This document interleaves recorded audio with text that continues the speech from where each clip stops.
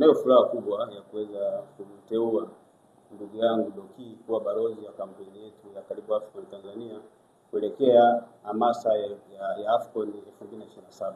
Nikushukuru sana balozi kwa kukubali uteuzi na kwa kukubali kuweza kufanya na sisi kazi ili kuweza kueneza hii kampeni yetu katika nchi yetu, lakini na nje ya nchi. Kama mlivyozungumza, ninashukuru sana afisa habari amezungumza, na mimi naendelea kushukuru serikali yuko chini ya Mheshimiwa Rais wetu mama yetu Mama Samia Suluhu Hassan kwa kazi kubwa aliyoifanya kuhakikisha na sisi kwa macho yetu katika ardhi yetu ya Tanzania inaweza kuchezwa michuano mikubwa ya Afrika AFCON. Tunamshukuru sana Mheshimiwa Rais kwa kazi nzuri, na sisi tunamwombea kuendelea kuwa na moyo huu wa kufanya kazi muda wote, na sisi kama Watanzania na sisi kama vijana tunasema sisi tuko nyuma yake, alipo yeye na sisi tuko.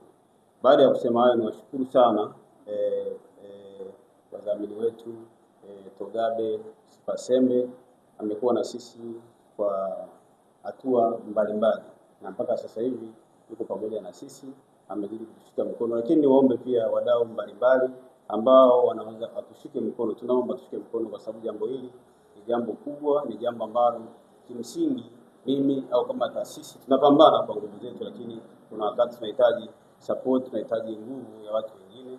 Lakini pia upande wa serikali kupitia Wizara ya Michezo tunaomba sana, tunamshukuru Paul Makonda katika kazi yake ya uwaziri. Timu yetu ya taifa imeweza kufika hatua ya 16 bora. Kwa ni jambo kubwa ambalo amelifanya, na tunamshukuru na tunazidi kumwombea aendelee kufanya kazi. Lakini sisi tunaomba kama taasisi pia katika hatua hii, katika hamasa hii na hii aweze kutushika mkono kwa namna moja ama namna nyingine.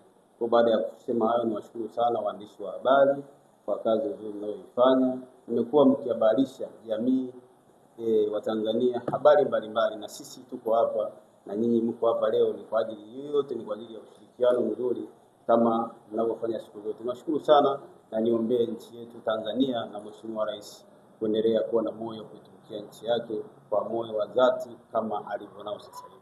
Nashukuru sana. Asanteni sana.